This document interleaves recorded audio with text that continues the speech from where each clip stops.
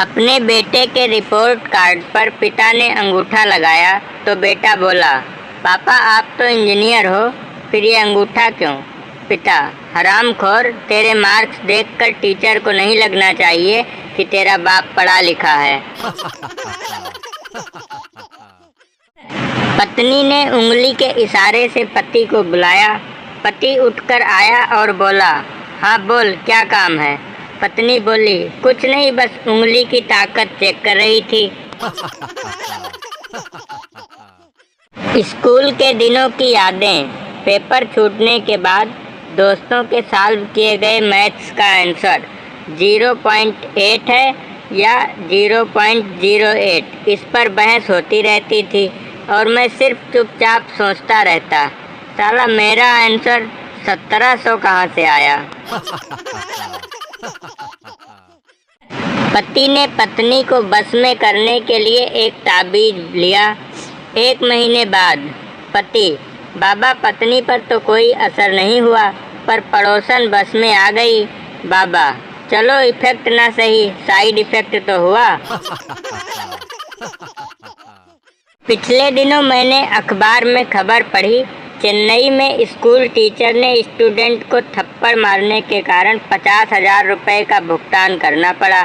फिर मैंने सोचा, अगर हमारे स्कूल वाले ज़माने में ये रिवाज होता तो मेरे साथ हुई कुटाई के बदले मेरे पास भी आज 4-6 फ्लैट होते, 2-4 बड़ी गाड़ियाँ, फार्म हाउस और स्विस बैंक में मेरा खुद का खाता होता। एक कंजूस आदमी ने मिठाई की दुकान खोली और बहुत दिमाग लगाने के बाद अखबार में विज्ञापन दिया, हेल्पर चाहिए, योग्यता डायबिटीज अनिवार्य। वोट डालने गए एक शराबी ने वोटिंग मशीन के सामने सोचने में 10 मिनट लगा दिए तो पोलिंग अफसर ने पूछा, मशीन में कोई समस्या है क्या?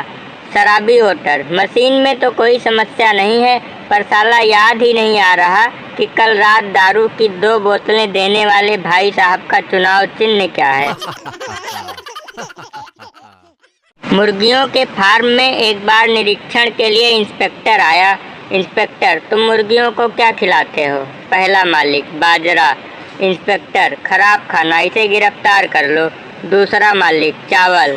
इंस्पेक्टर, गलत खाना, इसे भी गिरफ्तार कर लो। अब संता की बारी आई। वो बहुत डर गया था। संता डरते डरते बोला, हम तो जी मुर्गियों को 5-5 रुपए दे देते हैं कि जो तुम्हारा मन हो जाकर खा लो। बंता, प्रीतो और मैं तलाक ले रहे हैं। संता हैरान होते हुए, क्यों, क्या हुआ? तुम दोनों तो बहुत अच्छे से रहते हो। बंता, जब से हम लोगों ने शादी की है तब से प्रीतो मुझे बदलने की कोशिश में लगी हुई है। सबसे पहले उसने मुझे शराब पीने से रोका, फिर सिगरेट, फिर इधर उधर आवारा घूमने से। उसने मुझे सिखाया कि अच्छे कपड़े कैसे पहनते हैं। उसने मुझे संगीत और कला के प्रति रुचि आज सब सिखाए, और स्टॉक मार्केट में कैसे निवेश करना है ये सब भी उसी ने सिखाया। संता ने कहा, क्या तुम बस इसलिए नाराज हो कि उसने तुम्हें बदलने के लिए ये सब किया? बंता, अरे नहीं, मैं नाराज नहीं, अब मैं काफ़ी सुधर चुका हूँ, तो अब वो मुझे अपने लायक नहीं लगती। पति सुबह बड़े आराम से सोफे पर बैठा। उसी समय पत्नी जी चाय के साथ बहुत सारी टेबलेट लेकर आईं। पत्नी, ये लो चाय के साथ कलपोल। पति, बुखार नहीं है। पत्नी, तो डाइजीन ले लो। पति, मुझे गैस भी नहीं है। पत्नी, तो फिर पुदीन हरा ले लो। पति, नहीं, मेरा पेट भी ठीक है। पत्नी, लो कॉम्बी फ्लेम, हाथ पैर दुखना बंद हो जाएगा। पति, अरे कमाल करती हो, मुझे कुछ नहीं हुआ है, मैं एकदम ठीक और तंदुरुस्त हूँ। पत्नी, तो फटाफट उठो और कपड़े धो दो। बच्चा दादी के पास आया और बोला, दादी माँ आप टैं बोल कर दिखाओ। दादी, टैं। बच्चा, फिर से बोलो। दादी, टैं। बच्चा, एक बार और। दादी, टैं। बच्चा, कितना बढ़िया बोलती हैं, आप मम्मी को क्यों नहीं सुना देती? दादी, क्या मतलब, तेरी मम्मी को क्यों सुनाऊं? बच्चा, वो अपनी सहेलियों से कह रही थी, इसकी दादी पता नहीं कब टैं बोलेंगी।